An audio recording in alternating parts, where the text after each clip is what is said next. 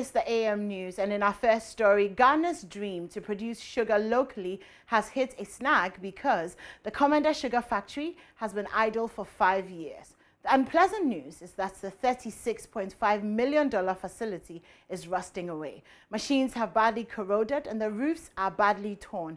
Jojo Kobna visited the factory and reports that though the factory is just 5 years old, it looks like it's almost 20 years old.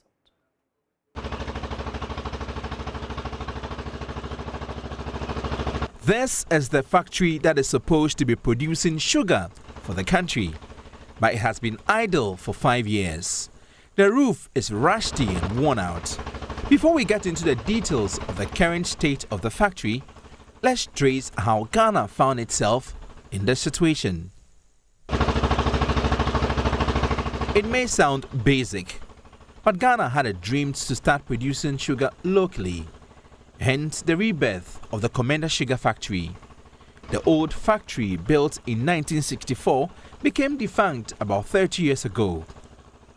A loan of $36.5 million was invested into the factory. Resuming operations at the factory was a perfect opportunity to do things right this time around and cut down on Ghana's importation of sugar.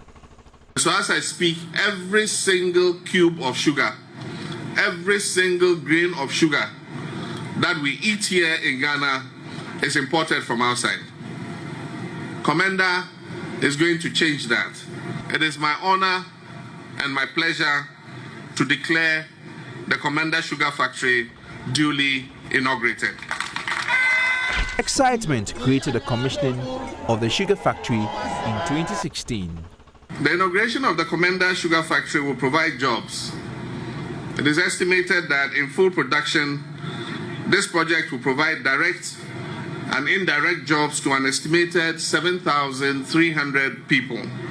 Unfortunately, the facility shut down in July 2016 because of inadequate sugarcane.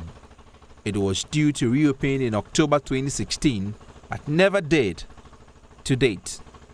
Since then, there has been a flurry of promises to get the factory running. Because sema kasisia ye ntuswa kasisia ye ema factory to me the amount of land we need for the sugar, the type of sugar we can grow here, all those things were not properly organized. I think our organization. The organization and also the betumi strategic investor and also it me aba bisomu nanche obati bibi papa free menum enche kra. But it took 2 years before the government announced a new investor for the sugar factory. This factory, like any other factory, will keep on needing ongoing investment, ongoing retooling, and if that is done, definitely it will keep running and it will bounce back. When are you starting work? We are waiting for the final agreements to happen. After that, we'll start working. It is past the second week of August, and the Commenda sugar factory remains closed. Currently, the facility is in terrible shape. A comparison of the factory in 2016 and 2021 shows the factory is deteriorating. There sits the Commenda sugar factory in its rusted glory. It has been abandoned for so many years. It is not producing sugar. And there are so many youth in the community needing jobs, and they have none. The plates and rakes that would carry the sugarcane for crushing have rusted. The new investor would have to spend more money to re-revive a new factory that was shut down just months after commissioning. There is at least some relief for some of the victims of last Thursday's flash floods in the Upper West region that cut off 8 of the 11 municipalities and districts from the regional capital. In a brief remark before handing over the relief items comprising of food, mattresses, blankets, rubber buckets, used clothing and plates, Upper West Regional Minister Dr. Hafiz bin Salah called for more support for the victims. Our correspondent Rafiq Salam reports from Nadoli. The past few days has been a nightmare and frustrating for personnel of the National Disaster Management Organization, though they have some relief items on hand to make initial distribution to some of the affected areas. They themselves are cut off because they can't reach the affected communities. Apart from the terrible inaccessible roads, they also need boats and canoes to reach some of the communities, as explained by the district chief executive for Nadelukeleu, Catherine Lankono. My district is an island now.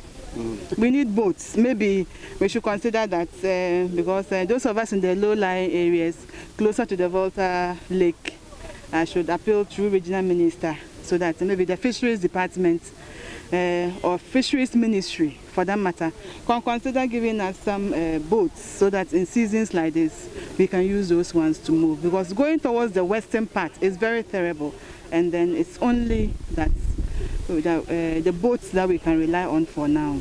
Unable to reach those communities, it was therefore decided that the various assembly members who did the initial assessment of the disaster from the electoral areas should be given the task to receive the relief items on their behalf.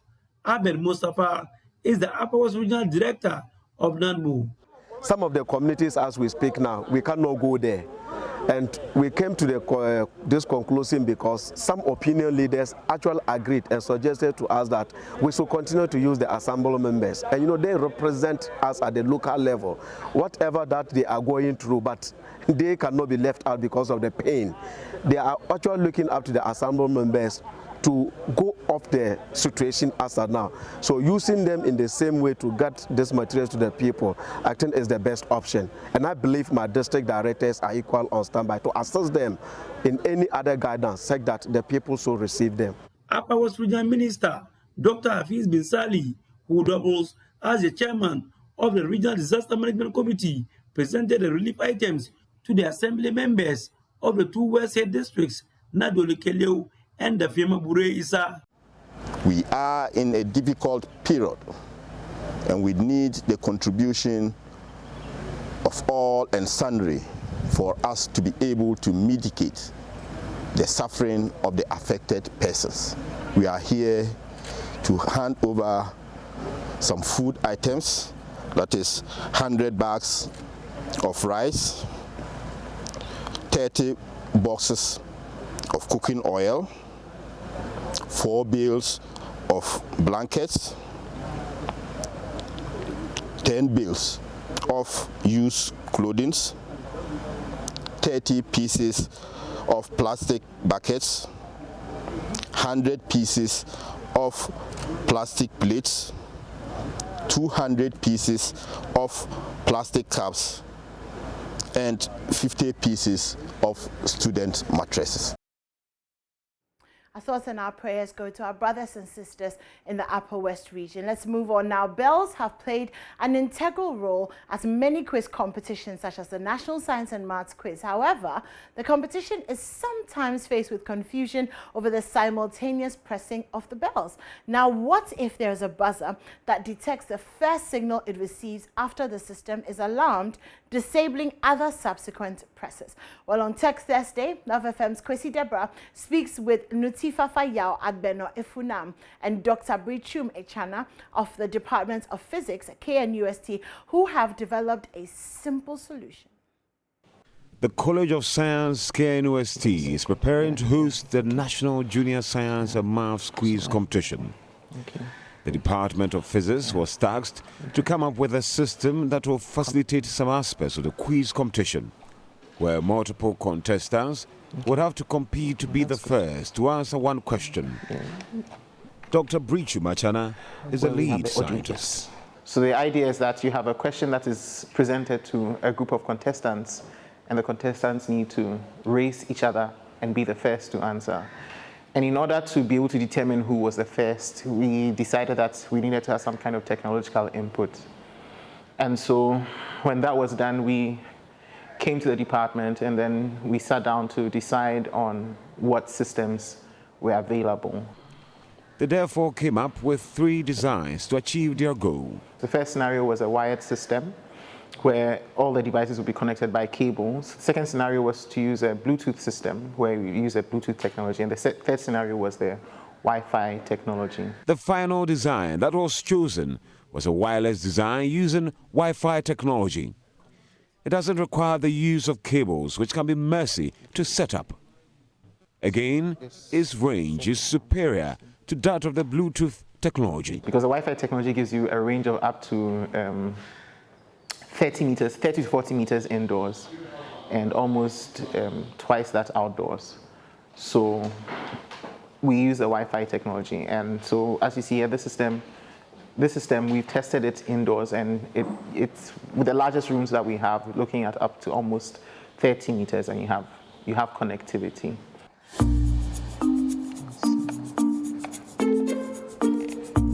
The system consists of a wireless connection, a buzzer, an audio out, a display screen for the master, and an arcade push button. Nuti Fafaya Agbono Efunam is a Master of Philosophy student on the project. So in the quiz mode, the first thing that will be displayed is the weight. And in the weight, the master gets to read the question without any of them pressing a button to interrupt. But if the master wants them to be able to interrupt when reading the question, in the case of a riddle, then you press the main button. So it will write start instead of wait. And in this state, any of the contestants can press their button. So let's say, for example, this D. So if this press, then it will write on the screen D. So D have pressed now. Then if any of them tries to press, it doesn't affect what just happened. But if the master wants them to be able to press, except the one that just pressed. Let's say that person answered the question, but it was wrong. So the rest who should have the opportunity to answer that same question, then the master can just press next. Then it eliminates the one that just pressed, leaving the other two to be able to press. So if, let's say, this press, then it will write, okay, this is group C, so group C have pressed. So it gives the opportunity to group C to answer the question.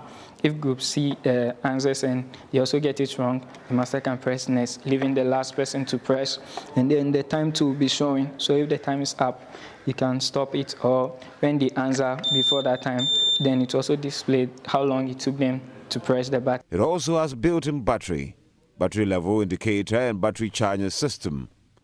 The battery can last up to 24 hours on a single charge.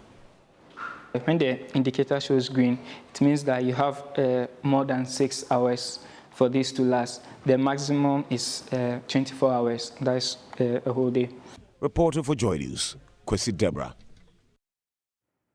And back from Kumasi to Accra, the Health Minister, Kweku Agyeman-Manu, has indicated that database available will ensure that Johnson & Johnson will not be administered as a second jab to persons who have taken the AstraZeneca vaccine. He said it is not safe to take different jabs. Scientists in this country has never advised us in that respect. All they are saying is that if you have taken AstraZeneca second dose, wait for AstraZeneca, first dose, wait for AstraZeneca for your second dose. The length of time between the first dose and the second dose, the longer it is, gives you even better protection. So if you haven't got AstraZeneca for second dose, please don't rush to go and fake and take Johnson & Johnson. Our system will even get you out. So we will give you AstraZeneca as quickly as we get them. This morning we have received some quantities as a donation from the UK government. We are expecting some more to come, another 249,000 from another donor before the end of August. September onwards, COVAX will begin to bring us some vaccines that may be a little bit different, and we will continue vaccinating the entire population on a gradual basis as and when we get vaccines. Government is making all efforts, like we have done now, to bring in vaccines to ensure that we vaccinate the target population in the shortest possible time. And that's a wrap here on AM News. Stay tuned in though, the show continues.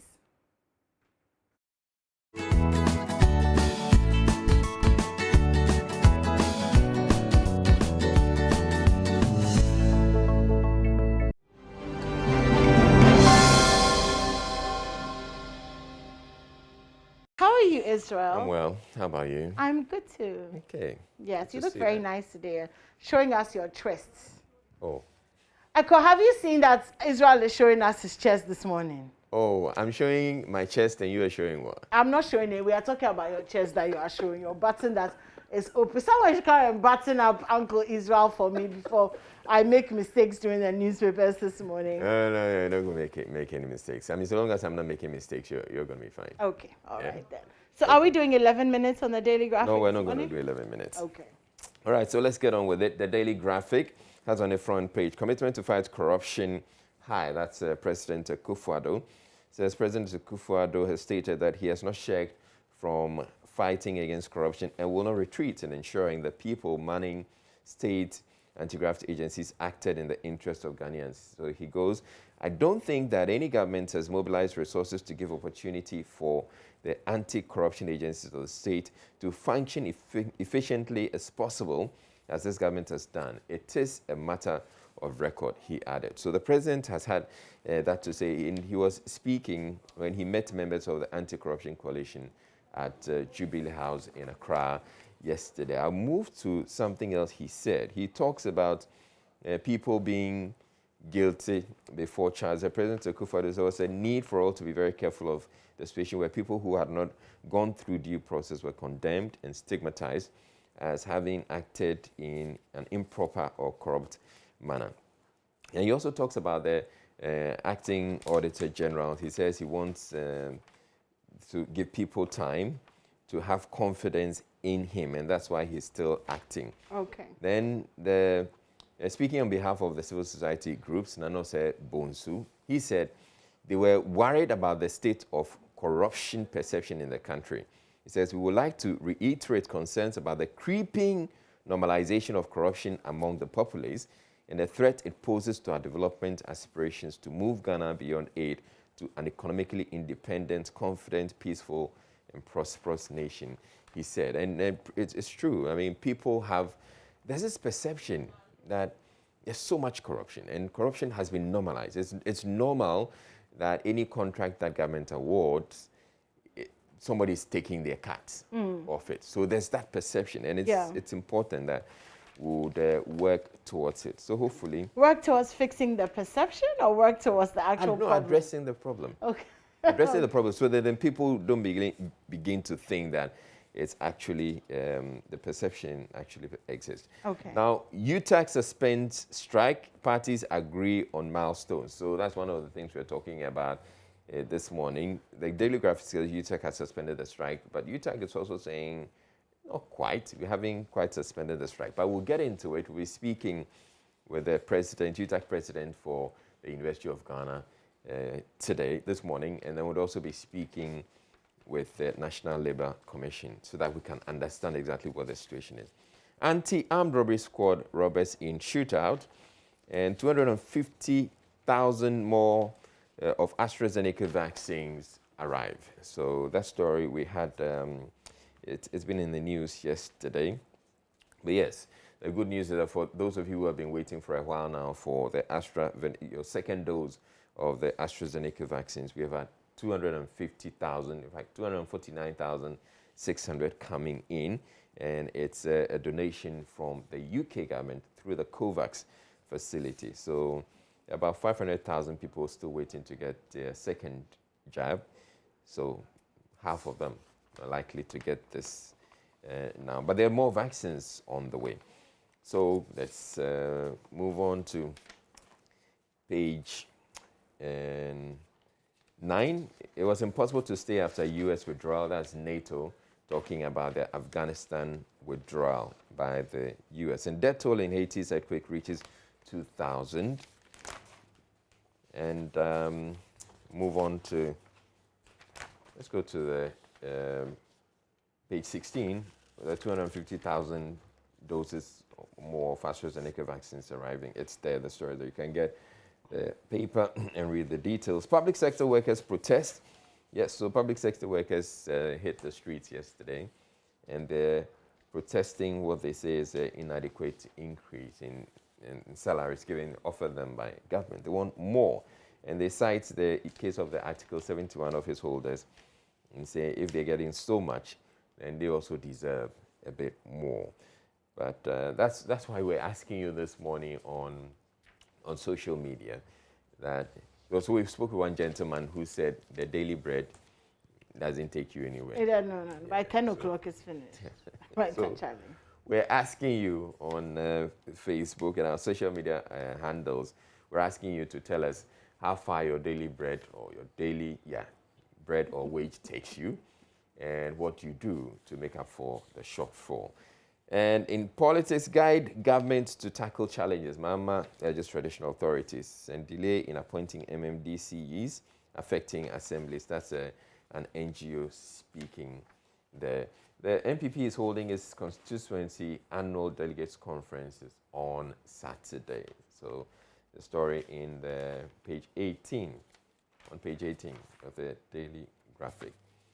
There's a graphic business pull out here, tackling post-COVID-19 challenges. Economic recovery, not easy to fix. So that's Professor Eric Osei, SCB, Associate Professor of Economics, University of Ghana. On page 22, TUC pushes for a review of single spine salary structure. And in the regional page, Dako Mensa leads Galamsey fight on Cobra River. And the center spread, Azaka's ladies present Wafu Cup to Vice President. And there's a photo of the Vice President receiving the cup there. And the Vice President actually made a donation to Azaka's when we were going to play the Wafu. And then there's a bit on showbiz, graphic showbiz. My actions are not deliberate. That's Abna Koko. Okay. And got more training. That's Ivan Kwashiga to actors. And we have Seth Tekpe, former Finance Minister Seth Tekpe here saying, COVID-19 not only cause of fiscal gap. That's Seth Tekpe. You know, governments a lot of the time will say, I mean, remember when people are complaining that the economy is in a bad situation, in a bad place, and they'll say, well, COVID-19 happened. Have you forgotten that COVID-19 happened? GES boss introduces Early Childhood Teacher Award. Okay. And medical doctors ready to separate conjoined twins. NGO secures new accommodation for the family, which is some good news for the conjoined twins that were told about 166 doctors will be working on their surgery to separate them. That surgery is coming up. And then customers demand action on 5.5 billion CD asset bailout program. These are aggrieved customers of the Gold Coast Fund Management. Apparently, there are a lot of them who still haven't received whatever government promised as a bailout package. It says, you can imagine how we have been surviving for all these years. Pensioners form more than 70% of our membership, and out of the figure, 49 have died between January and July this year. And graphic business stand big breakfast meeting, experts to discuss how to spur economic growth. How many minutes have I done so far anymore? I think about 8. Okay, yeah. I'm just about wrapping up. So sports, NASCO to support Black Stars with $60,000. And Jan says Ghana should be wary of Comoros and Gabon. That's Asama Jan speaking there. And finally, task force on the back page. Task force maintains law order in Accra Central. So that's it. I'm done. Okay, let's do the daily guide this morning, my first paper.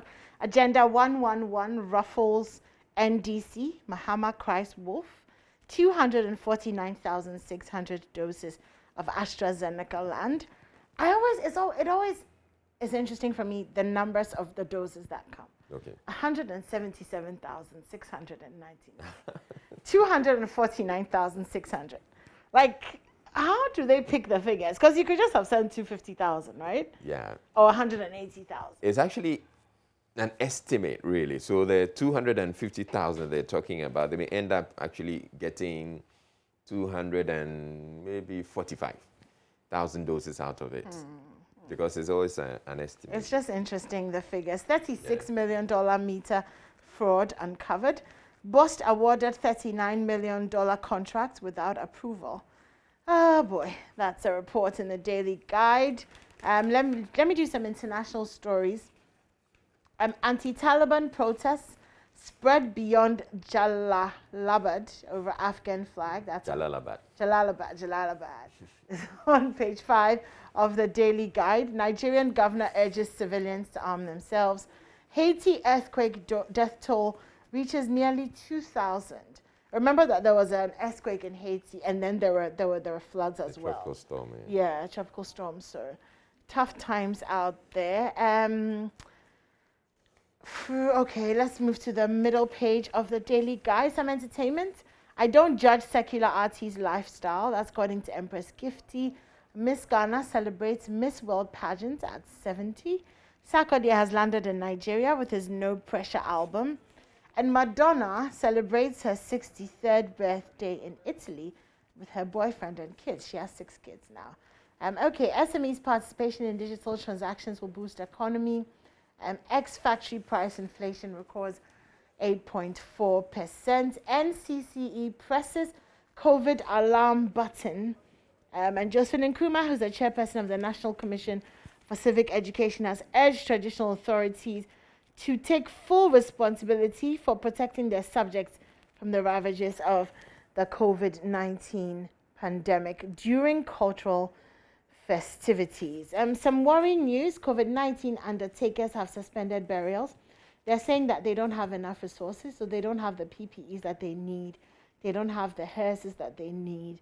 And they're saying that they will not carry out burials until they receive the needed and necessary resources. They're also complaining that the authorities have denied them the various training initiated by the Ghana Health Service since the outbreak of the country, quote unquote, because we work under the local government service, and pointing out that this was discriminatory. It saddens our hearts that at this critical moment, President Akufo-Addo and his government will neglect us. Only public health law enforcement agents are mandated by Section 40 of the Local Government Act to discharge these duties. So they're saying that they're not getting what they need. And of course, these are the members of the Environmental Health Officers Alliance Ghana, who are in charge of the COVID-19 burials. So hopefully we can get something done about that. This story coming up again: media practitioners suffer poor mental health. Yeah, coming up again. And then this one, Samini headlines Ghana Music Awards USA. Well, that's coming up very soon, August 21st. And of course, if you don't know Samini, Charlie, then where you did? Because anyways, Boom Play honors Wendy Shea. And a bit of sports on the back page. AFCON drought frustrates Jan. And of course, that's Asamoah Jan. Suhum FA chairman appeals for AstroTurf. Hazakas ladies thank Baumia. And Legon Stadium will be ready for African Games, the minister has promised. Remember that we'll be hosting the 2023 African Games here in Ghana, and we need that stadium to be ready. So we have roughly about 2 years, or a little under 2 years, to get that ready. That's it for the Daily Guide. Okay, so I'll quickly go through the Daily Statesman. Government begins 2022 budget preparation. The woes of journalists. Psychologists say many suffer poor mental health due to emotional constipation and occupational reality shock. So yes, we have that story in the Daily Statesman. And then UTAG to return to negotiation table, and Ghana receives another 249,000 AstraZeneca COVID-19 vaccines. I'll go to the entertainment page and make way for female DJs, multimedia's During Avio, please. So you have During Avio featured here in the newspaper. And Hajia Mona bags first nomination at the Ghana Music Awards UK 2021. Yeah, Hajia for real. Okay. Yeah. That's interesting. So she started her, she says she's making all her way. I mean, her target is the Grammys. And so she started very well. Okay. Okay. To attend the Grammys or to win a Grammy? To win. Okay. Okay. All right. No, nothing. Let's move on to the Ghanaian Times this morning. Ghana receives 249,000 doses as gift from UK government under the COVAX facility. We've not abandoned hospital projects. Boss fails to recover 446,000 Ghana cedis debt from BDCs, and 166 specialists to operate on conjoined twins next month. So good stuff there. That surgery is going to cost between 12 to 15 million Ghana cedis for the machines and another 3 million Ghana cedis for consumables. So it's not exactly the cheapest thing. And it will also be the first of its kind here in Ghana. So landmark surgery. And it's great. 166 doctors. Yeah. And if we succeed, whichever way it's going to be good for us. So then we're putting ourselves out there as a destination for medical tourism. Exactly. So fantastic stuff there. They also got a house yesterday. They donated. A house was donated by an NGO in Northridge to the family of 7 who until now have been living in one room in Nsawam. So now they have a big house for the next 2 years. I'm wondering what they'll do after the 2 years, but we'll cross that bridge when we get there. Other stories, page 3. Police to investigate murder of 65-year-old woman. Farmer granted 10,000 Ghana cedi bail for possessing weed, and a kindergarten child has been electrocuted at Ahenkro. Okay, WHO is flagging fake COVID-19 jabs in Africa. So the WHO has found that some of the COVID-19 vaccines that were being circulated here in Africa and in India were fake, and they took it to the original producers, and they confirmed that some were fake. That's Covishield. They were trying to imitate Covishield, which is the AstraZeneca one. 2.8 million. No, it's not. Sorry, Covishield. 2.8 million Libyans sign up to vote, but polls beset by growing doubt. The U.S. world leaders and experts criticize the U.S. policy in Afghanistan, and chaos as Europeans scramble to fly out of Kabul. Okay, let me do the middle page of the Ghanaian Times. Ghana receives the 249,000 COVAX. Okay, so these vaccines have been donated by the UK government, and it's part of 3 million doses that have been pledged to 11 African countries. The health minister has been speaking. He says we've not abandoned hospital projects by previous administrations. I thought he was on leave. Is that 2 weeks up? Well, it looks like not sure. Work demands him to come back to return. He's probably been recalled from... Yes. It's just interesting that I haven't seen in any of the interviews if anybody asked him what he thought about the call for him to resign. Anyway, it doesn't look like that's happening. So, okay, journalists in Bono East region schooled on affirmative action. Parents influence growth, development of adolescents. And on the back page of the Ghanaian Times, Upper West Region flooding to prevent farming in 3 districts, and Asogli Education Fund supports 57 students with 65,000 Ghana cedis. Okay, so I'd go to the Business and Financial Times. Energy sector debt to remain above $1 billion yearly till 2024. That's the IMF saying that. SMEs participation in digital economy key for recovery. That's Ade Singh, governor. And let's protect image as producer of premium quality cocoa beans in the world. That's very important. That's our Greek minister saying that. President Akufo-Addo inaugurates Professor Edu Boahin Square, and Haptel donates laptops to RTI Commission, glass shortage, medical negligence, insurance industries intervention. And we move on to page 18, tourism, an outstanding international inclusive and sustainable development catalyst. And on the back page, Investcorp mutual funds post positive performance despite pandemic. That's it. Okay, I'll do the Daily Dispatch quickly, and whilst we get ready for our online review, myjoyonline.com. So the Daily Dispatch, just the headlines. Ntia Sari explains why Agenda 111 is under the Chief of Staff, and there's an editorial in defense of Ajimamenu. The projects have not been abandoned, and we use foodstuff vehicles for COVID-19 dead bodies. Burial team declares strike. That story is on page 11 of the Daily Dispatch. Okay, and then the Business Finder consolidates salaries, allowances to make retirement more meaningful. That's Ernest Amate Vondi. So I very much agree with that, because a lot of the time you see some companies in their bid to get their reduce how much taxes they pay on their employees, they tend to separate the allowances. So then your basic salary is just small. Then they're saying that if you do that, how much the amount you contribute to your pensions is also reduced, and that doesn't help you. At all, yeah. So that's something we should look at. Ghana and Singapore to create financial trust corridor to boost business support, and my commitment to fighting corruption is steadfast, as President Akufo-Addo. Okay, should we go to myjoyonline.com? Yes, we should. Awesome. Okay, so the banner headline there: UTAG hasn't suspended strike.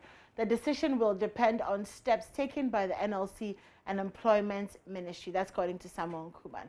Okay, so election 2020 lessons have been painfully learned, will not be forgotten. That's expressed in Mahama.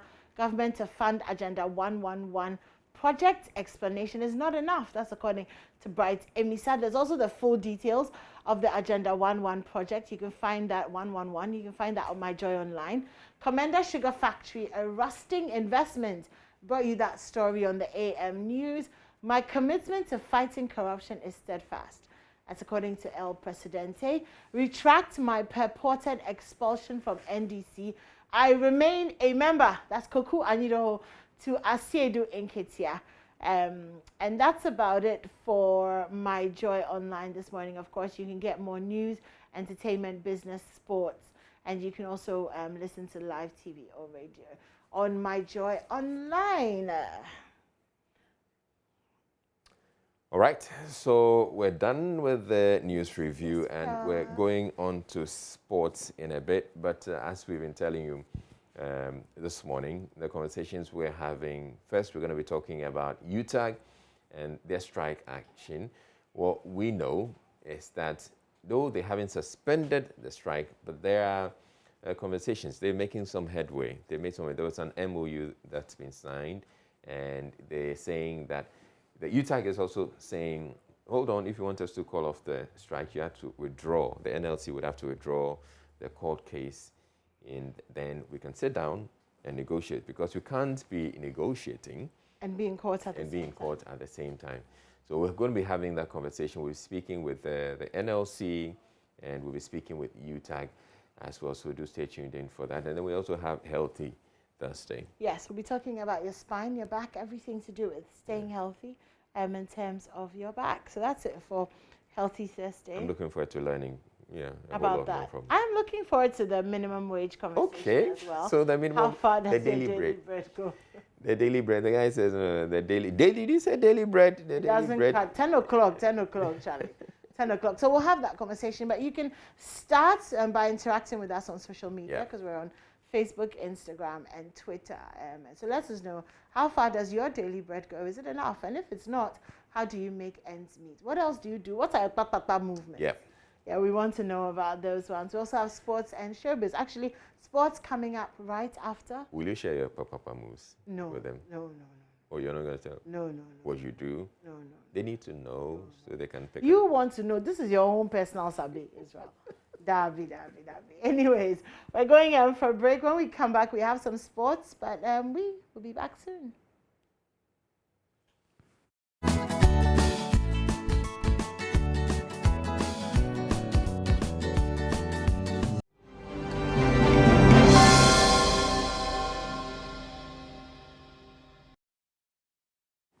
In 2019, when Kurt Okeku was made president of the Ghana Football Association, a question was placed before him on how much the Ghana Premier League is worth. And according to him then, the answer was within the Executive Council of the football governing body. Well, the marketing manager of the Football Association, Jamil Marabi, has revealed how much the Ghana Football Association would need per season from any corporate institution that wants to sponsor the Ghana Premier League as its headline sponsor. And we'll also be going to Electoral Ghana, who have decided to respond to the clarion call by the president of the country, Nana Akufo-Addo, to make available money for the national team's participation in the next edition of the African Cup of Nations and the qualifiers for the 2022 FIFA World Cup. And finally, we'll talk about some boxing, where the WBC and WBO super featherweight title will be competed for by Kayumba and Alfred Lamte at the Bukom Boxing Arena on September 4. Here on AM Sports with me, Muftar Nabila Abdulai. Welcome. Let's start with Electoral in Ghana, who has contributed an amount of $60,000 in support of the Black Stars' participation in the 2021 African Cup of Nations and the 2022 FIFA World Cup qualifiers. The kind gesture is a company's response to the President Akufo-Addo's call on corporate bodies to support the senior and other national teams for their upcoming international assignments. Sports Minister Mustafa Usif, who thanked Electoral Ghana for the support, also called on other corporate institutions in the country to support Ghana sports. I want to thank NASCO, Electoral Land Ghana Limited, for responding to the President's current call to support our national teams, the football national teams, especially the Black Star, for the qualification of the World Cup come 2022 in Qatar, and also our participation in the AFCON in Cameroon. This is going to go a very long way to relieve burden from government, finances, especially in funding our national team preparation towards the qualification and participation in the AFCON. And if, inshallah, we qualify for World Cup, our participation in Qatar as well. So we are grateful to you, the people of Ghana, and the national team itself. The teams are also grateful, and the ministry are grateful. So on behalf of His Excellency the President again, I say, Ayiku. Let me also use the opportunity to urge other corporate institutions to support the national team, not only the Black Star, but entire national teams of Ghana, especially having witnessed what happened recently in Tokyo. For 29 years, nearly 30 years, we've been participating in the Olympic Games. We've never come home with medals. Our young athletes went to Tokyo inspired by His Excellency the President's blessings, and for the first time in 30 years, we came home with bronze. A medal since 1992, we've never had opportunity. And when you are talking of boxing, that is 50 years that we are getting another medal.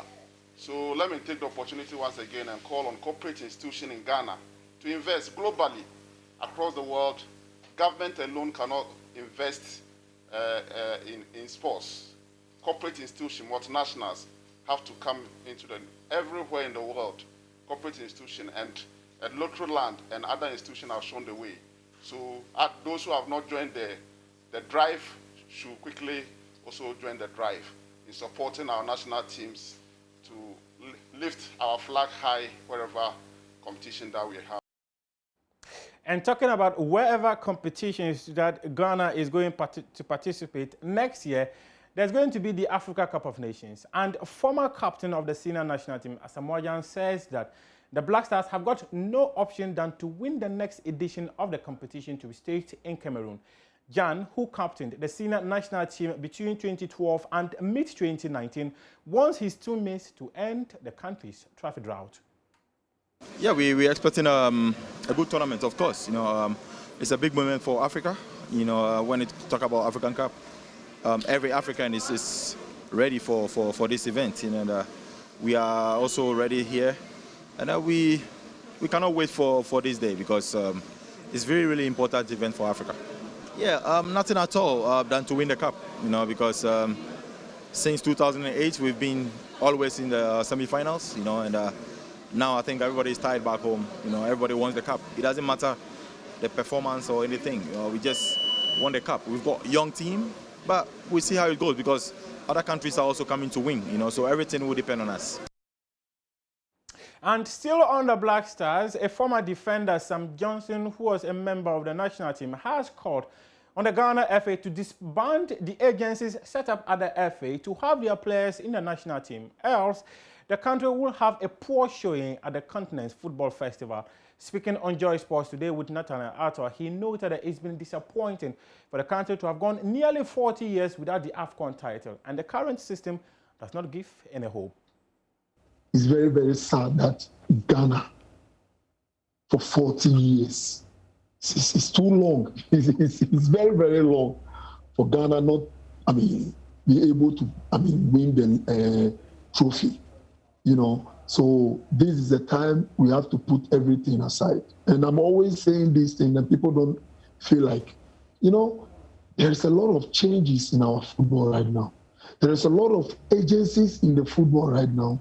We need to choose the right people at the right time. That is when we can do something.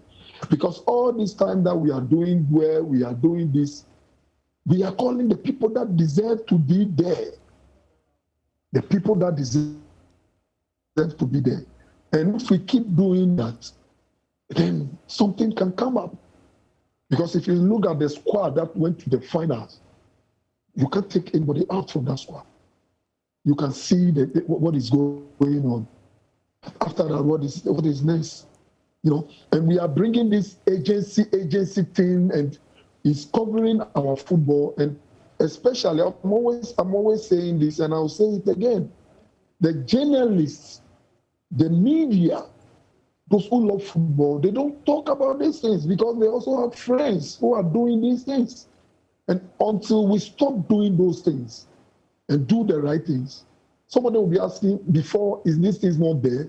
It is there. But maybe they are doing 5 or 10% of their own, and they are doing 90%.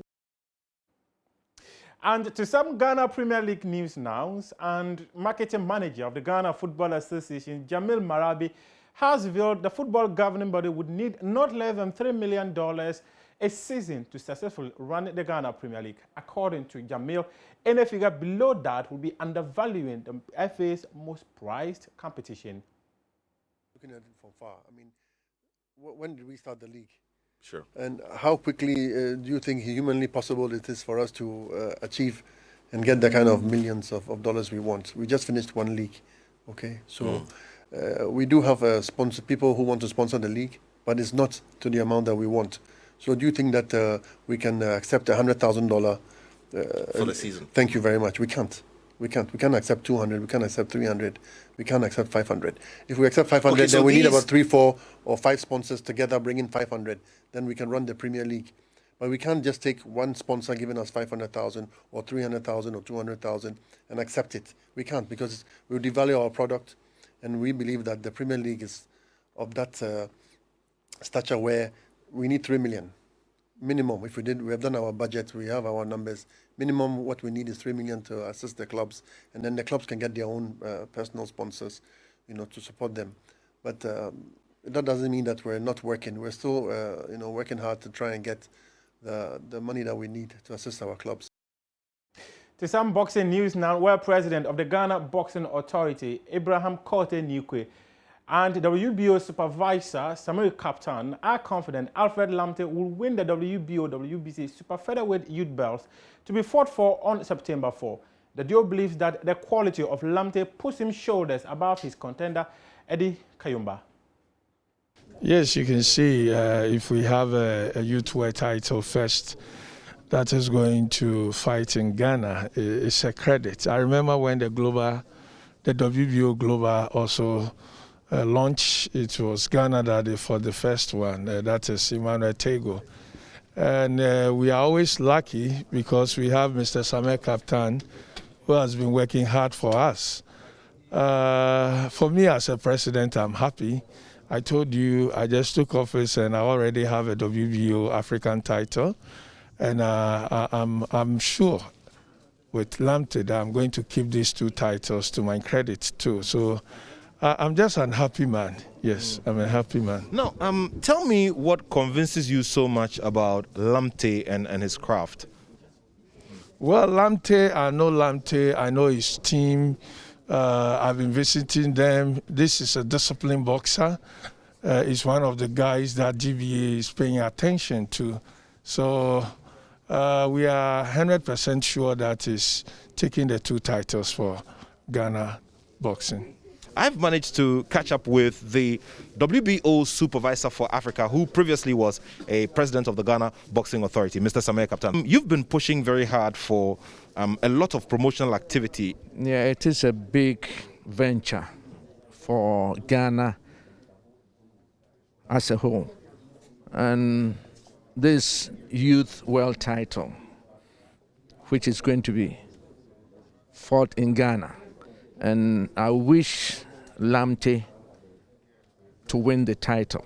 And I believe I haven't seen him much. I haven't seen his fight, so I can't tell much about him, but I wish him to win this title. That would take him to the world, and also probably the world champion might voluntarily give him the chance to fight for the world title. So let's hope and keep our fingers crossed. Meanwhile, a promoter of the fight, Alex Ntiamwa, who is the Chief Executive Officer of Box Office Promotion, says the fight serves as a platform for Lamte to compete for a world title. For Lamte, he is ready to make Ghana proud. Actually, this is a stage, we've themed this fight as Journey to Conquest. It's a stepping stone that we are giving to Alfred Lamte, as WBO and the WBC has offered their youth titles online for the winner to be ranked among the top 15 of the WBC and the WBO world rankings. And actually, by Lamte winning this fight, we're looking forward to getting some more of the international titles to prepare him to climb gradually to the rankings, so that eventually get a shot at the world title, of which we believe he's going to win for us. So it's like we are giving him a platform that he can be ranked not only on one sanctioning outfit, but multiple sanctioners, because we're looking for him to get unifying the title in the future. Kemo mi biane being shefiu fiu kemba biane isho wotomo uchi nyokope keke wano. Kemo mi nono uta uke Ghana man bi fen biane being she ni uke Kayumba bano. Mitama ke Ghana bi fa ke shimi da mishi. Mitama wa mi nyang ake mitama ko betne. Intenu wa in condition jogba. In prepare un jogba. Intenu un jogba. Ake mitama ko betne. Inshwe ngba bia ke mba mashwe ngba bia ke mbo pune tele master play be fian be ndi master play nkele gbe ran se na age magban ina master play yin sure age master play you wono you be wako himo.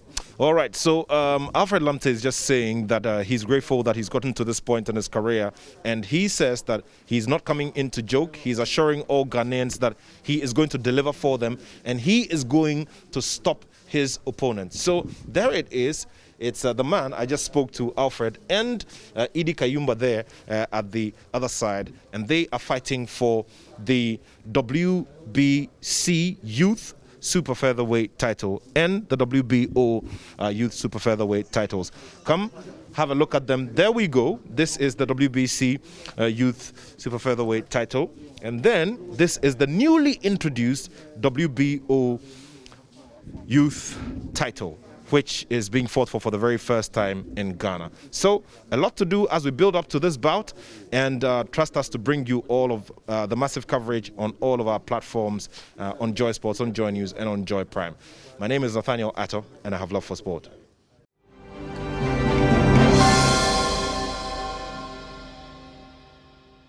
All right, you're welcome once again to the AM show, and we're getting on with our conversation. We've been telling you that we want to have a conversation about the UTAG strike.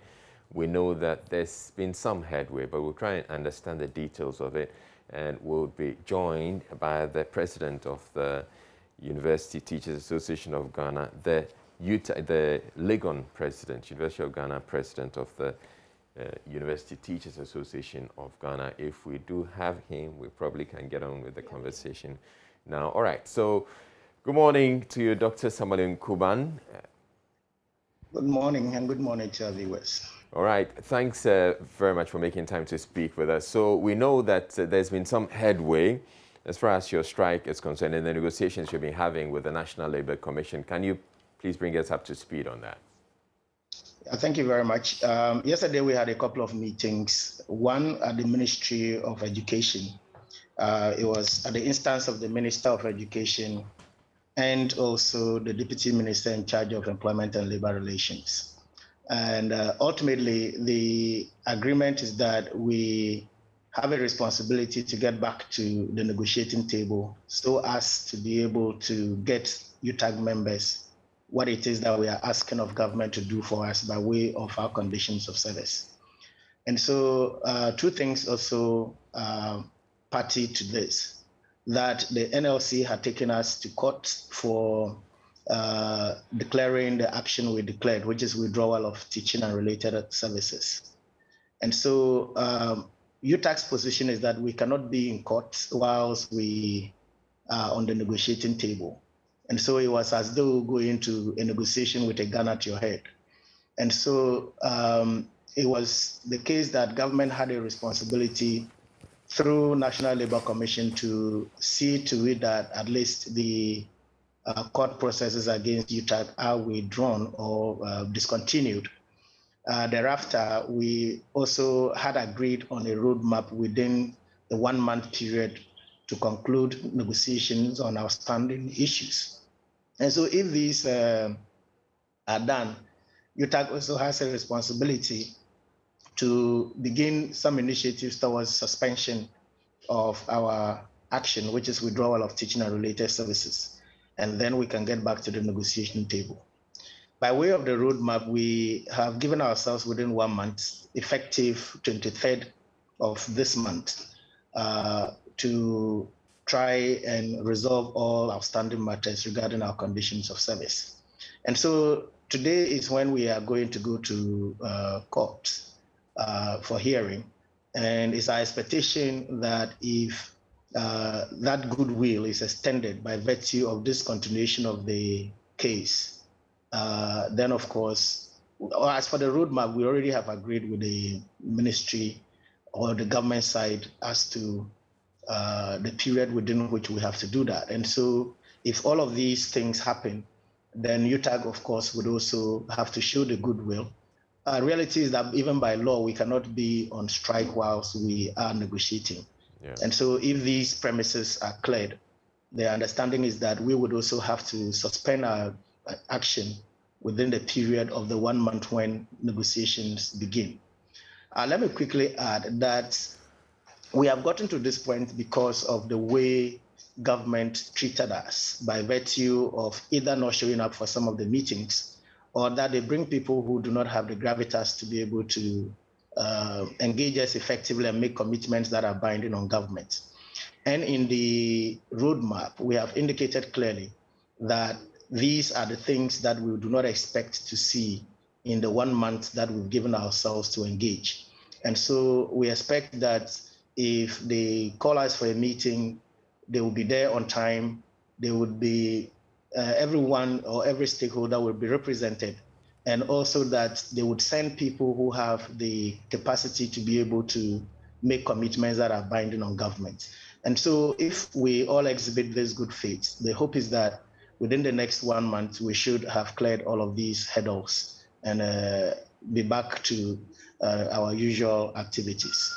Right, Dr. Nkuban, what happens? So you've indicated some expectations that you have of government. What happens if government reneges on their side of the bargain? As in, you probably bring in people you don't think have the gravitas to have those negotiations with you. Well, of course, that is what led us to this point where we have had to withdraw teaching and related services. And so we are having confidence in the Minister of Education and the Deputy Minister in charge of Employment and Labor Relations. They give us a sense that that will not happen again. And we are hoping that indeed they would go by what they have indicated to us, for which reason we signed the memorandum of understanding or agreement. And so if they come back to the table with the same attitude, of course, we have just, the reason is that we say we are taking steps to suspend. And so if we do suspend the action and then they continue to treat us the way they treated us leading us to this point, then of course it's to be expected that we would resume the action of withdrawal of teaching and related services. So to ensure that this doesn't happen, have you indicated in the roadmap and the memorandum of understanding that you, for instance, want some particular people to be at the table?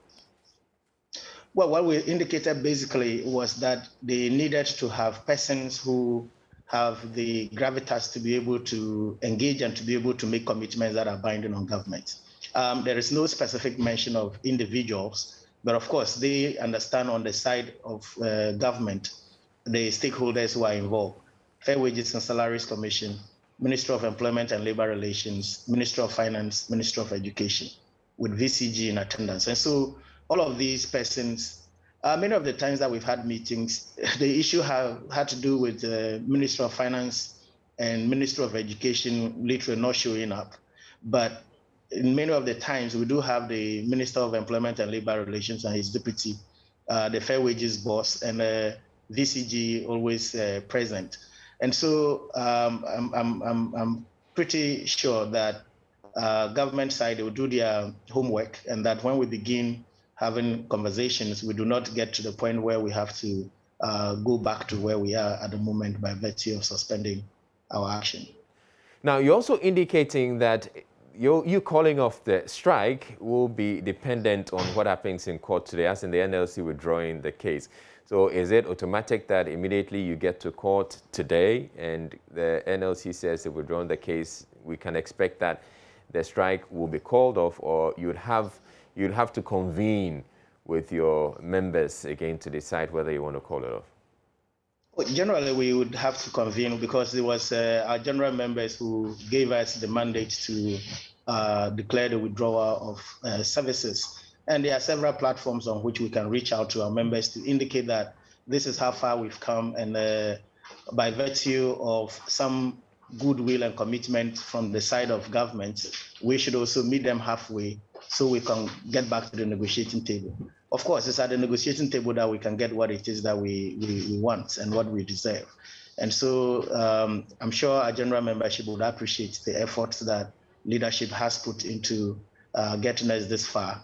And we are hoping that it should not be a difficult matter to get back to our members and say to them that these are the issues and these are what needs to be done in order to get us what we want. But I'm sure your members have already heard of this memorandum of understanding that you have reached with government. Do you get the sense that they're willing to go along with it, or there's that pushback? No, of course. I mean, reality is that we've dragged this for several years. It's been 3 years down the line when we put this together. And so there are a lot of us who are skeptical about government's attitude and all of that. But of course, and that is the reason for which the roadmap is not extending beyond 1 month. And so we are believing that 1 month is not sufficiently long for them to engage in that kind of attitude anymore. And if they do, of course, our members have the view that we have to get back to where we are if they should show us that kind of attitude going forward. Now, I want to believe you've also made it clear to the National Labour Commission that you're willing to call off the strike if you get to court today and they withdraw their action. Well, that is clearly indicated in the MOA we signed yesterday. The indication is that the two parties, which is government and UTAG, have gotten to the point where we realize the need to get back to the negotiation table, and we all are willing to engage more effectively than before, particularly on the side of government. And so all of those are detailed in the MOA we signed yesterday, and it's our hope that these would happen for us to be able to get back to the classroom as soon as possible. Okay, so I would want you to also tell us, for those who are probably just hearing of the strike for the first time, the issues that are at stake. What I know, essentially, has to do with your conditions of service and some salaries that, some peg that you were giving, and you feel that it's depreciated over the period, and you want to be restored to that level. Just summarize that for us. So very quickly, what it is that from 2003 down to 2008, we had engaged the then Kufuor administration in a negotiation that by close of the year 2008, the entry point for a lecturer who holds a PhD would be a CD equivalent of $1,500, and that was achieved. Fast forward was the rollout of the single spine pay policy, And that didn't go along with the dollar-rated salary that was given to lecturers from the 2008. And also, by virtue of which we secured an interim market premium of 114% of basic salary. 2013, government indicated the need to conduct what they call a market labor survey to determine the skill sets of Ghanaian workers who deserved market premium. And so from 2013 until date, the market premium has remained frozen. And so it was supposed to be going along with annual increases in basic salary. And so that has not happened since 2013. And so if you were to do an assessment today of the interim market premium, it now stands at 54% of basic salary because it got frozen for government to be able to do the labor market survey. And as we speak, the market labor survey has not been done. It's our view that we cannot be suffering for the inability of government to do what it has to do in order to properly place us on a scale that will give us better conditions. And that is the point we are making, that even if for nothing, restore us back to the place where we were in 2012, and in which case we'll be better off than the situation in which we find ourselves today. And basically, these are some of the issues at stake. Now, we're hoping to get to speak with the Executive Director of the National Labour Commission, but we don't have him as yet. He indicated that he would rather go to court and get to do what is expected of him, so we couldn't get to speak with him. But now, Dr. Nkuban, I know that you also have quite a bit of the students on your side, and I'll be coming to you for a quick reaction on that. But for those of you who are watching us right now, the students who have been affected, we're asking you to give us a call. Let us know what you make of the strike and the understanding that has been reached between the UTAG and the National Labour Commission to see a resolution of the strike. So you can call us on 0302-211-691, 0302-221-1691, and tell us how this strike has affected you and what you make of the conversations that are ongoing and the memorandum of understanding that has been signed so far. So, Dr. Nkuban, finally, I get a sense that you have some of the students, or quite a significant number of the students on your side. Does that give you some comfort? Well, of course, it's regrettable that we've had to be at this point. It's also the case that our students clearly understand the conditions in which we work. And so they appreciate the gravity of the matter by virtue of the fact that there are many of them that probably would be willing to finish school and to come back and to want to be lecturers. And to realize that this is the position by way of condition of service of lecturers is demoralizing. And also that they can appreciate that you will give up your best when you are well motivated. And so if by virtue of your conditions you are not motivated and you go into the classroom, certainly the impact on the students will be felt. And I suppose many of us are also parents. We have children in the universities, and they know our circumstance. And so many of these are the reasons for which some of the students can appreciate and would be calling on government rather to listen to us and to give us what it is that we deserve. And then we can also be in the position to deliver our best to our students. And so basically, it's quite obvious that students appreciate our position, and many of them are calling on government to act proactively and positively towards resolving the matters between us. Now, finally, how quickly can you get to reach out to your members and convince them to, convince them that you intend to call off the strike so they can get back to work? If you go to court this morning and the NLC withdraws the action against you? Well, of course, we do have between today and tomorrow. So by close of day today, it should be possible to convene emergency meetings even via Zoom. Or that in the course of day tomorrow, it should be possible for all campuses to have convened emergency meetings at which these issues are explained to membership and also their mandate sought to suspend the action. And of course, we believe that everybody appreciates the fact that unless we are on the negotiation table, we cannot get what we want. And so we can't also be on the negotiation table whilst the action is on. And so principally, it's just a matter of principle that this is what has to happen. It's a matter of consequence. And I think by close of today, by close of tomorrow, all campuses would be in the position to revert to the National Secretariat for a determination to be made. So at least we can expect that you should be back in the lecture theatres on Monday. We're hoping that that is what happens, because by virtue of government giving us a goodwill that is tentative, then of course, it's likely that as from next week, we should be back into the classroom. All right, great. Thank you very much, Dr. Samuel Nkubang. He's the president of UTAG at the University of Ghana. Now, let's get on to the phone lines. We have some people already calling, some students already calling in. Abdul is calling from Navrungo. Hello, Abdul. Hello, Islam. All right, so are you must be, are you a student, by the way? Yes, please. Which university? I'm from the university in Kumasi.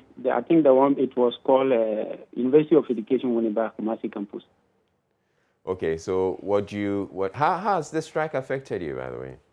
Currently, I just have to come home because of the strike. I'm a final year student where we're supposed to be doing our project work, and we're supposed to take our final exams to, I think, 3rd of August. So right now, everything has come to an halt, and I'm back home. All right.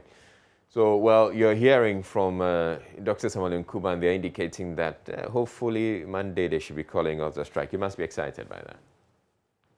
We are very much excited. We just hope that the employers will do their side of the deal and make everything possible for us to go back. Okay, so are you one of those who supports the strike by the lecturers? Yeah, but I think this country, everybody is for himself. So for now, we are also for ourselves now. But if you look at the terms and the conditions that UTAG is calling for, anyway, we think they are entitled to it. All right. And so call that the employers should do as much as possible for them to come back to the classroom. All right. Thank you very much, Abdul, calling from Navrungo. Okay, let's speak to Christian now. He's calling from University of Ghana. Good morning, Christian. Yeah, good morning, madam. Hi. So what's it been like for you since the lecturers went on strike?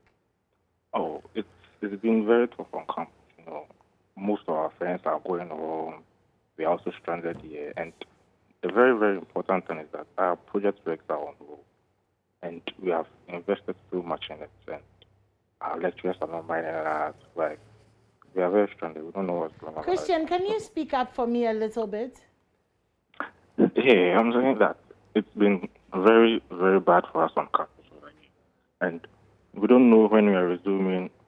The time we're going for class, our projects have also been on hold. And we've invested so much in it that we can't lose what we have already, you know. So we are pleading on UTAG and then the government to, you know, find a silver lining for us all to cope in these situations, you know. Okay. Yeah. All right, sure. Thank you so much for that, Christian, calling us from University of Ghana. Remember, our phone lines are opened. It's 0302-211-691 or 0302-211-692. Give us a call if you're in any of the campuses that are on strike, or if you're in school but you've come home because of the strike. We'd like to know what it's been like for you, and we'd like to know what your experience is. That's 0302-211-691, 0302-211-692.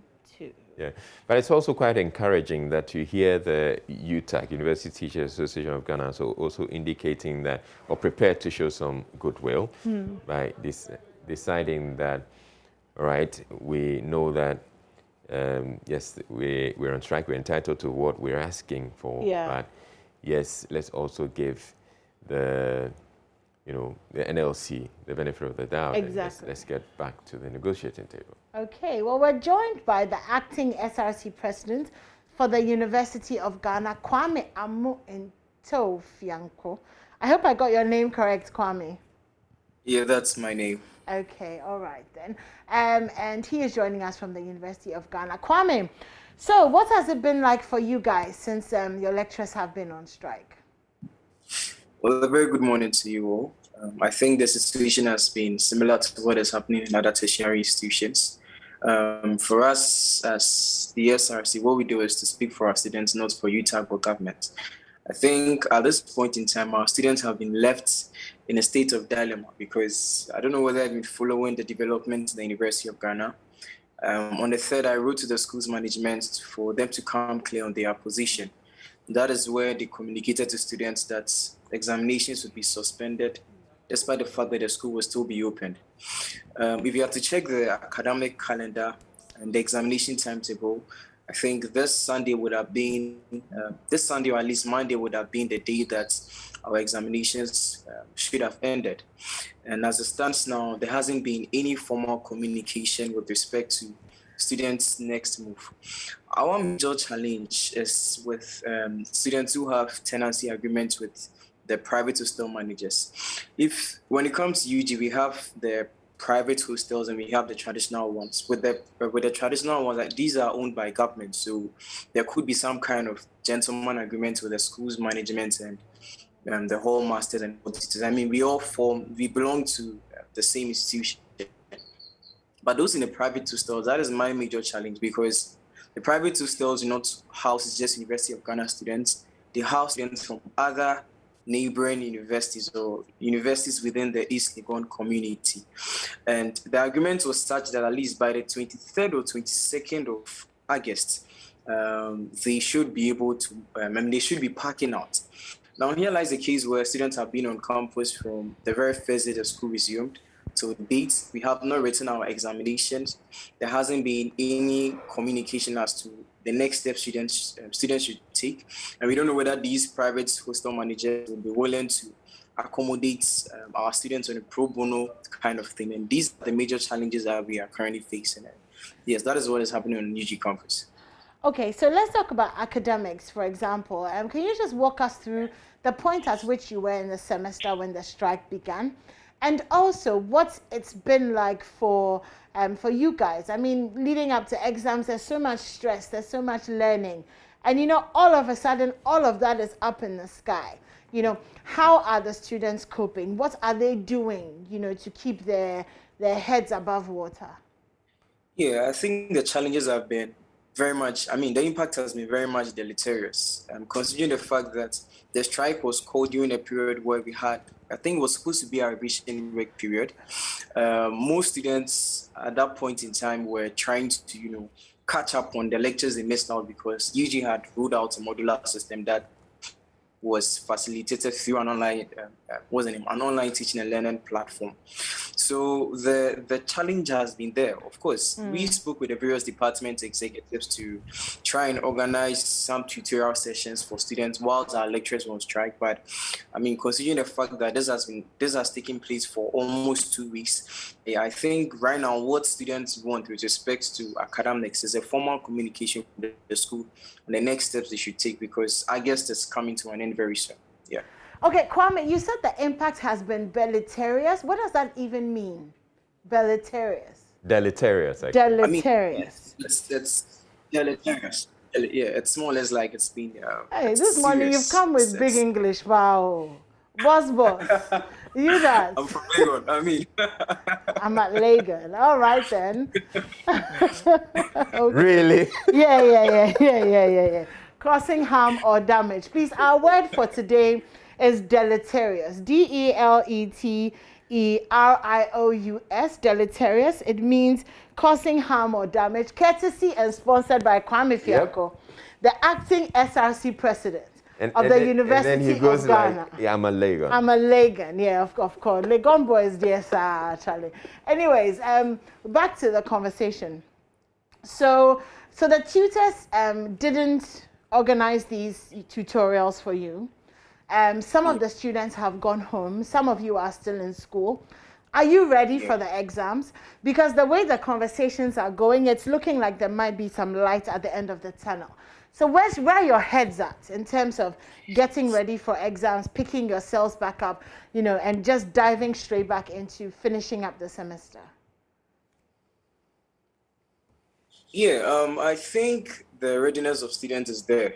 I mean, looking at the fact that students have been given about 2 weeks to prepare themselves, I think the readiness is there. But my point is, if the strike is going to be called off very soon and the school would have to, you know, come up with a new examination timetable, I would only plead, or I'm actually pleading with the school's management to give students some 1 week.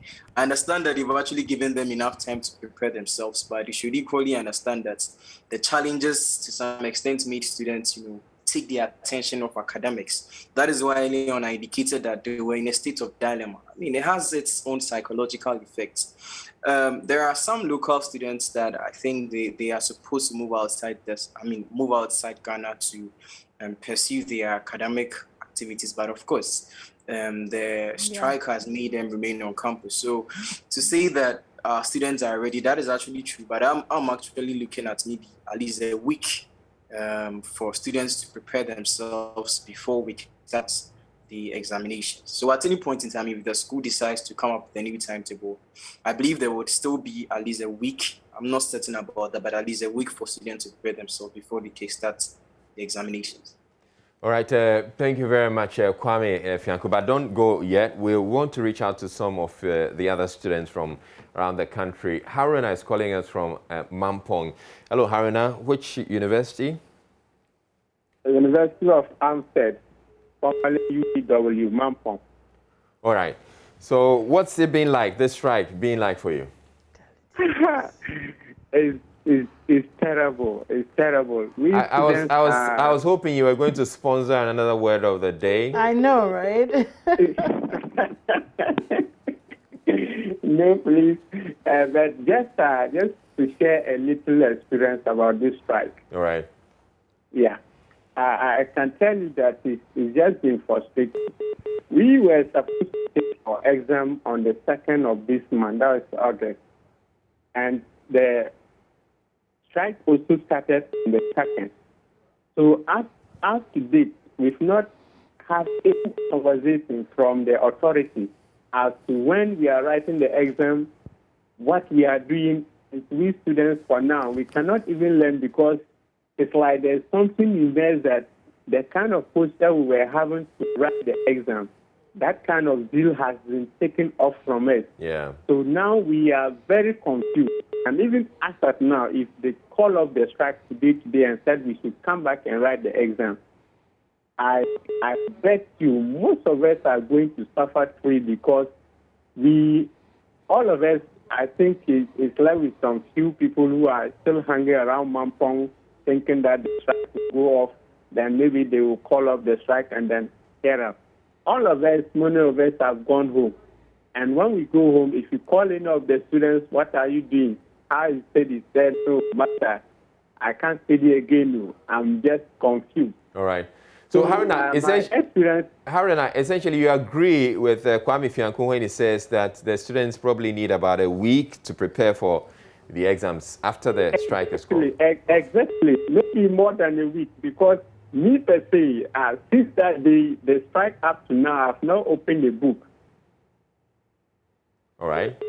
Yes. All right. So it's good that the employers should take certain things serious because it's going to affect us. Even it's not going to affect the lecturers, but we the students that we are more particular and the employers is taking care of all of us. So in such situations, the employers should take note that anything like this is going to affect most of the students. And they are just pleading with the employers, they should do the honorable thing and also hear the UTAG, their cry. Yeah. Most of their cry are just, they are legal because if you see the, what do you call it, their level of what they are demanding, it shows that 2012 up to date. It's essentially you sympathize with the lecturers. Yes. Okay. Right. Thank you very much, Haruna. Let's move on to the next caller. We have Ohene. He's calling from Kajebi. Ohene, which university?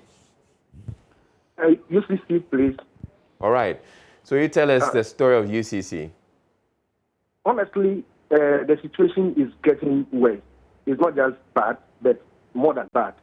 And the part of the matter is that the whole thing is looking like the animal farm in terms of remuneration. Some are being treated differently from others.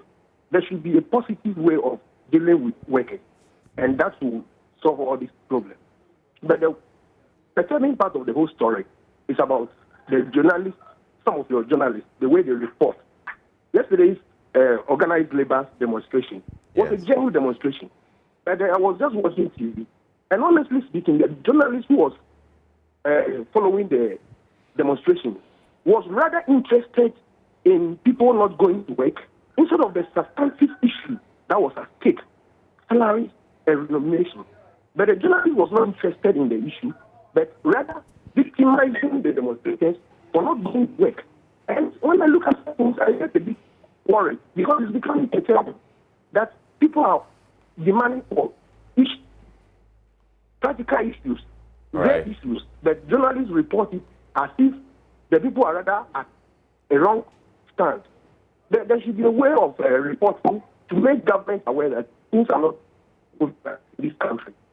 All right. That is my worry. That's my real reason for calling this morning. Thank you very much. All right. So you're still here on the AM show, and I have Kwame Fianco still on Zoom. So Kwame Fianco, hopefully we're going to get the lecturers back on Monday. And then as you're indicating, you're looking for about a week before your exams.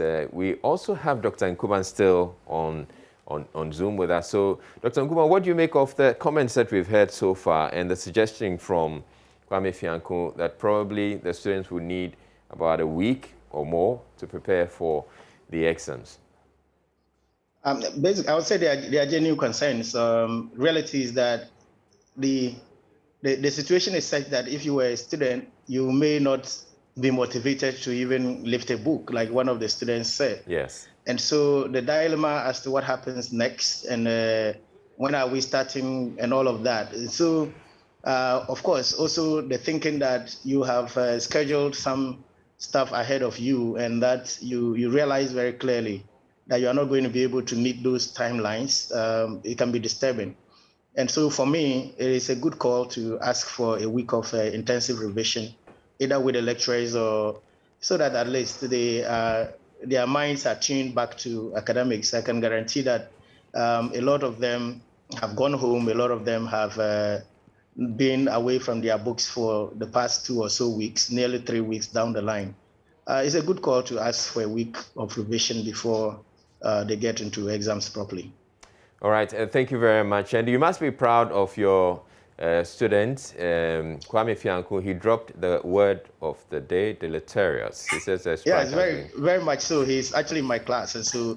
Oh, I see. That's my lecturer. Yeah, that's my lecturer.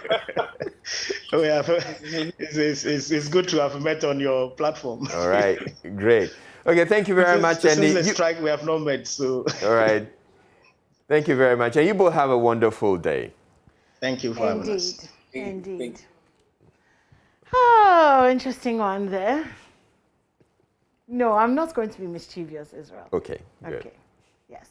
So very interesting one there. Thank you to everyone for joining us this morning. And this is the reason why we need this situation resolved as soon as possible, because we need our kids back in school, back in the lecture rooms, writing their exams, and then coming home for holidays. It's been very stressful for them. So government, stakeholders, please resolve this, please, for the sake of our children, so that they can continue to get their education. And then hopefully this is resolved once and for all, so they don't have to call another come strike. back, yeah, exactly. Yeah. And whilst we're talking about strikes, and also if you're listening to us, also the COVID-19 burial workers have also very legitimate concerns and have gone on strike. So let's have a look at that as well. But whilst you're chilling, at home and watching us, why don't you go on Facebook, because we're having a very interesting conversation there. So apparently the daily wage was raised to, I think, 12 cedis, 51 pesos. 53 pesos. 12.50, 12.53 or so. And that's how much, some people are earning 12 Ghana cedis a day. Can you live on that? How far does your daily bread take you? Yeah. And what do you do to make up for the shortfall? Unless, of course, you're like Israel and there is no shortfall. And you are the non-profit organization to whom we come to in the times of our shortfalls. Look, anyway, everybody and their minimum wage, or everybody, exactly. Everybody and what they're taking at the end of the day. Somebody is taking, at the end of the month, they're taking a particular sum, but if you divide it by the daily, you divide over the number of days they work, somebody is maybe taking 30 cedis a day, somebody may be taking 40 cedis a day, somebody may be taking 100 cedis, somebody may be taking 3,000 cedis a day, somebody may be even be taking, 50,000 cedis a day. Yeah, Messi is taking 1 million. So we're asking you, whatever you're taking, how is that able to take you through? Is that enough for you to go through your day, or you need some more? And how do you make up for that shortfall? That's a conversation we're asking. Exactly. And to avoid deleteriosity or deleterious situations, please contact Israel for help if you need to. You can find him on social media. Really? Israel Live. Yes, just, Israel Live.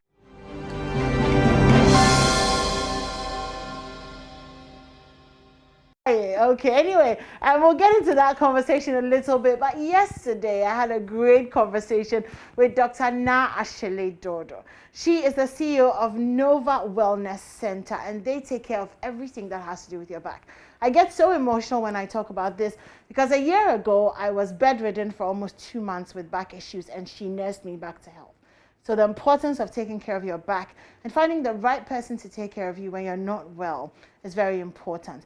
I'd also like at this point to thank my producer who fell asleep on the table during the interview and snored so that we had to take the interview again and again and again.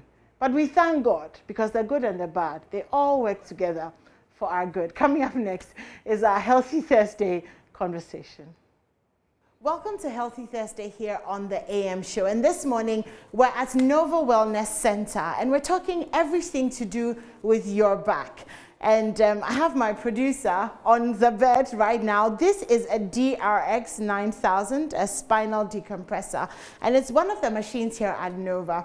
And what it does, I don't know, but I can tell you, I'll introduce you to the person who can tell you what this does. And really this morning we want to talk about how to take care of your back so that you have a back that lasts you a lifetime. Joining us this morning is Dr. Na Ashele Dodo. She's a CEO for Nova Wellness Center. And she will be telling us how to take care of our backs, especially during this COVID-19 pandemic, when we're doing a lot more sitting and a lot more lying down. Good morning, Dr. Na. Good morning, anymore. It's so great to have you. So Echo is on this machine, and it looks a little bit scary, but maybe it's not as scary as it looks. But what does this machine do? So this is the DRX 9000 spinal decompression machine. Now for our patients who have severe lower back pain, which radiates or it travels down one or both legs. Sometimes the legs get numb or it tingles, there's burning sensation. So what this machine does is to work on the disc. You know, in between all your spinal bones are these cartilaginous material. We call it intervertebral disc. Now the discs are there so that two bones don't rub against each other. Okay. And then it doesn't irritate the nerve. Okay. But unfortunately, I'm seeing so many cases of severe lower back pain because of disc degeneration. Okay. Or disc wearing out. Okay. People are sitting for longer hours. People have poor posture. People are lifting improperly. All these things can cause the disc to be squished. And that puts severe irritation, or that puts a lot of pressure on that nerve. That nerve cannot send impulses out to the lower back muscles and into the legs. That it's what brings on that severe type of lower back pain. So this is state-of-the-art technology. We started using this at Nova Wellness Center just since January. Okay. And we've been very, very effective at helping people with severe lower back pain. Talking about severe lower back pain, you kind of never really worry about your back until you begin to have issues with your back. So can you just take us through what some of the early symptoms of back pain, some of what those symptoms are, and what to look out for, and what to do when you experience some of these symptoms? So before you start to have severe lower back pain, most of the time it will start intermittently or on and off. You have a pain here a bit and then it goes away type of thing. Some people would realize that they cannot walk easily. Okay. Maybe they used to walk 30 minutes, but now they walk for 5 minutes and they have severe pain. Okay. Somebody would say, when I'm seated and I try to stand, it's a process. I have to get up slowly. When I stand, I have to give the body some time to get used to the new posture before I move and things like that. All these are signs that there could be spinal misalignment, there could be degenerated disc in the lower back, which is putting pressure on the nerves. Okay, so the first indication of problems is pain? Most of the time, or sometimes to posture. Okay. With lower back, you realize that all of a sudden you are not able to stand up straight. Okay. I have a lot of patients who will come in and say, I woke up and I realized that my body is tilted. Because of the pain, I'm not even able to stand upright. Okay. So posture is also key, and not being able to do your normal daily activities. You cannot sweep, you cannot do all these things that typically you would do.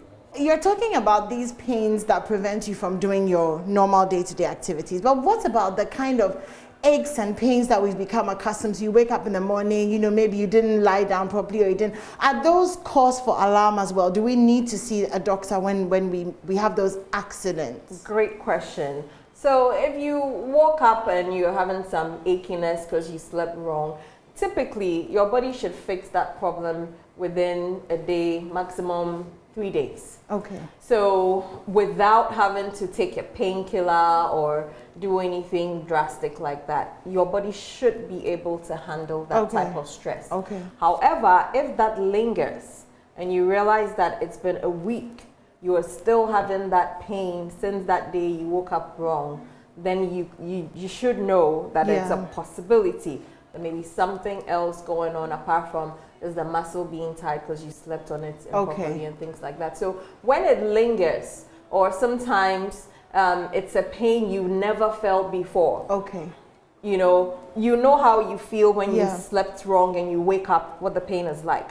But this morning, that pain is different. Okay. Then you need to pay attention to it. You haven't experienced that type of a pain before. It's severe. It's immobilizing you. You're not able to move and things like that. Because we need to realize that pain is just a sign. Okay. Pain in itself is not the disease. Okay. So pain is the signal that, hey, there's a problem. Okay, okay. So that your body knows that, hey, don't do this that way or don't bend. It's almost like a protective mechanism, really, when you have pain. Okay. So we need to study it and see the type of pain it is. Is it the same every 2-3 times a week I get this type of pain? Or is this different? If it's different, that's when you need to do something about it. Okay, so let's talk about this whole COVID-19 era and the fact that a lot more people are living sedentary lifestyles and how that affects our back. How do we kind of find a space or a balance between the fact that we are working from home or we are at home a lot more and doing maybe less activity and keeping our spines healthy and in a good space? So unfortunately, one of the things that COVID-19 has brought us is sedentary lifestyles, like you rightly mentioned. So if you're working from home, it becomes even more difficult because when you're in the office, you're moving from office to office, you're, making photocopies, you're doing all sorts of things, which keeps you active more. But when you're at home, unfortunately, you could be working on your bed, you could be working on your couch, you could be working on your kitchen stool, on the floor. Kitchen stool. You know, so there's so many things that can happen, and I'm seeing the effect of that here in my office, because I've actually seen a surge of neck pain, back pain since the pandemic started. And when you ask questions, a lot of people are working from home. So they'll say things like, yeah, since I started working from home, I've been having this pain. So simple things. You need to create a simple workspace at home. And when I say workspace, I'm not talking about a full ergonomic chair, excellent table. If you have a simple dining set, table and chair, that could be a very good starting place. You can use some pillows to support yourself. If you have notebooks, for instance, if you don't have a desktop like you would have in your office, you just need some notebooks to put under your laptop, elevated, and that helps to improve your posture. So simple things. You don't need fancy things. And then you need to make sure that maybe every 45 minutes you're taking a water break. Every 30 minutes you take your eyes off the monitor. You know, simple things like that, so that you can reduce your stress levels. Can reduce your stress levels with work. Okay, so let's talk really briefly about intentional exercising as a preventative measure when it comes to back issues. Sure. So exercising is a great way to reduce back pain. I always say there are different types of exercises. There's the cardio, which we're running, we're jogging, and then there's the strengthening exercises like your sit-ups, core strengthening exercises and all that. But then there's also stretches. And stretches are an excellent way to reduce muscle tension, to strengthen the muscles that are weak, and that can also help to reduce back pain, especially in the early phases of back pain. So that's why it becomes so important that people don't wait till they realize they cannot walk or they cannot get up from bed before they want to solve their back pain. If we catch it early, sometimes it just means simple exercises, and you can get a lot of relief and fix that back problem. That's amazing. I think one of the last things that I want to talk about is traditional chiro. So this machine is a new wave, it's a new thing, we haven't really seen it before. But what we know are the adjustments. Are we still, you know, doing those as a form of treatment and even as a preventative? Because most people walking around need an adjustment or two. So what are adjustments, and you know, how should we be doing them often? So adjustments, we're still doing adjustments. And that's also another way to treat back pain. So this is just another tool in the box with the DRX 9000, because this is only for the lower back. We have people who have neck pain, we have people who have shoulder issues, knee problems, elbows, and so on and so forth. So the adjustments is still done, and the main purpose is to make sure that your entire spine is properly aligned. Again, from the bad posture and all the things we talked about, sedentary lifestyle, a lot of the times people develop misaligned spinal vertebrae. So the adjustment is just a very simple movement done on the specific individual bones, very, very light, to help the bone to come back to its normal place so that there's less pressure on the nerve. So I'm laughing because you said very, very light. It does not feel very, very light. It is earth-shattering when you're having your bones put back in place. It feels great. I mean, sometimes during the process, there's a bit of a shock and you may feel a little bit of tension here and there, but generally, most people realize that after the adjustment, they have a lot of relief, they're able to sleep better, they're able to move better, pain comes down after a number of sessions. So we're still doing the adjustments, and it complements the decompression. Because if we decompress in a spine that is misaligned or is all over the place, it's just a vicious cycle. So whilst patients do the decompression, we also strongly recommend that they have their spine fully aligned. Well, any takeaways for our audience just before we go? Yes, so I would say that you need to take care of your spine. It's the framework of your entire body. So if that framework is out, nothing else works. So sit well, stay mobile, and make sure your spine is in perfect shape. All right. Well, thank you so much, Dr. Na Ashele Dodo. This is Nova Wellness Center. I walked in here a year ago. I couldn't walk. I was in tears. I was in pain.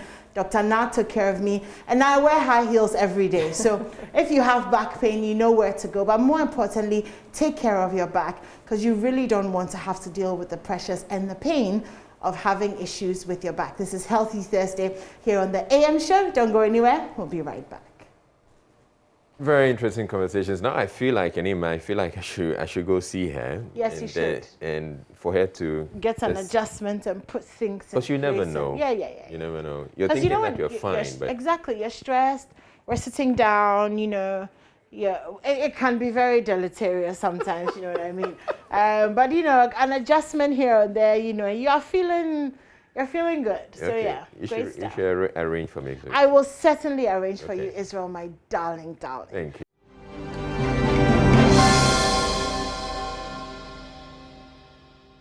Anyway, 3 food vendors at the Kwame Nkrumah interchange risk being taken to court should they fail to take advantage of the 7-day grace period, to fix the unhygienic conditions under which they prepare and sell food. Officials from the Environmental Health and Sanitation Directorate of the Accra Metropolitan Assembly gave them abatement notices on Wednesday. Coming up is a report by Mami Essie Thompson. Enjoy this one. This is green pepper. It's been there for more than some time. And she will use it, and she's still explaining that a block and a just look at Senior here. Meanwhile, on the bay, Adriane, I'm a man for a D. What's your frozen? Auntie Omari, Mrs. Omari. It's in your main, a cost to a fridge. Leftover herrings, soup, canned tomatoes, and other food items stored in dirty containers under wrong temperatures. The owner of the food joint, Alberta Omari, admits her wrong.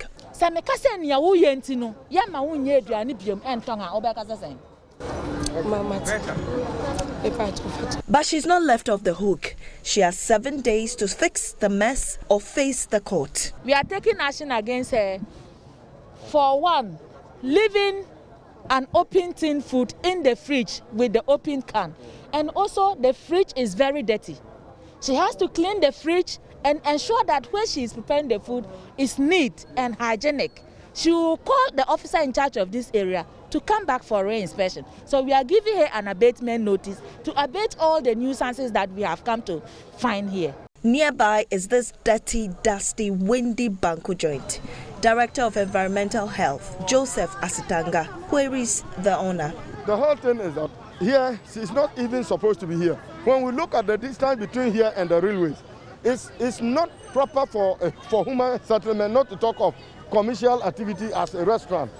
But whatever means that she has found her way to this place, we are serving her a letter to relocate this particular shop bar that she's preparing the food here.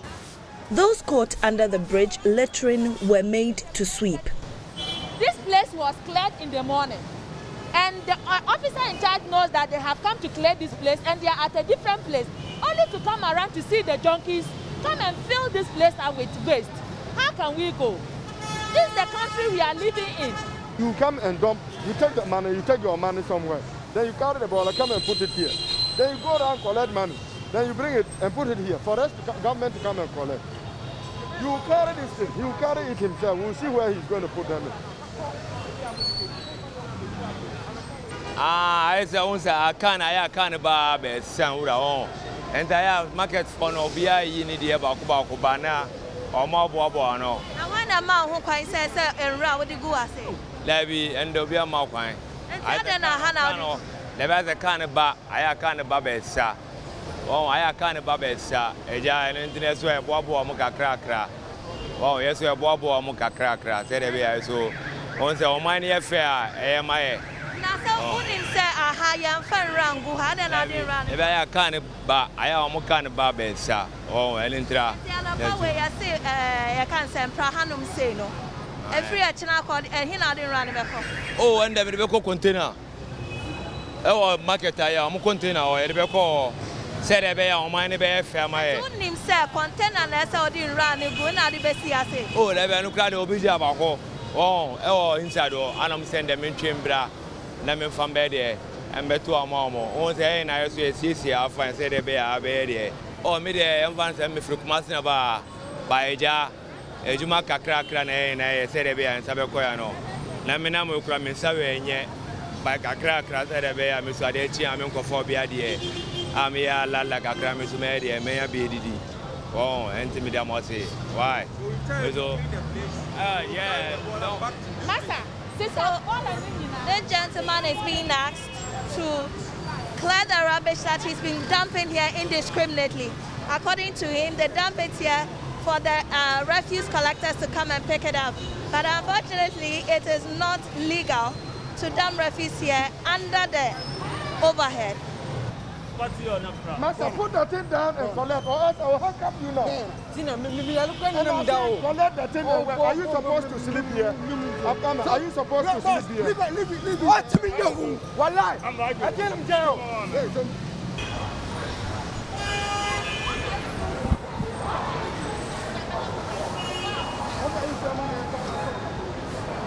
Hawkers at the OA station without masks had their wares confiscated and then compelled to buy and wear masks before they were allowed to go.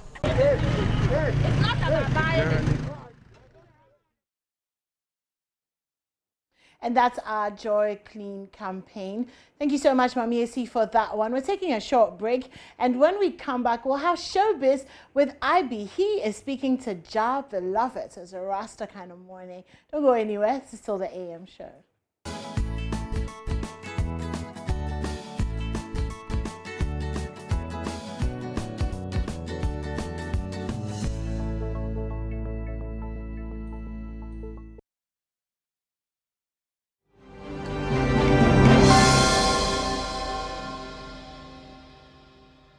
Well, I have him join me on Zoom all the way from New York. Well, he is a reggae musician all the way in New York, Ghanaian reggae musician. He's had wonderful collaborations with artists like Jamaican art, like Turbulence and all that.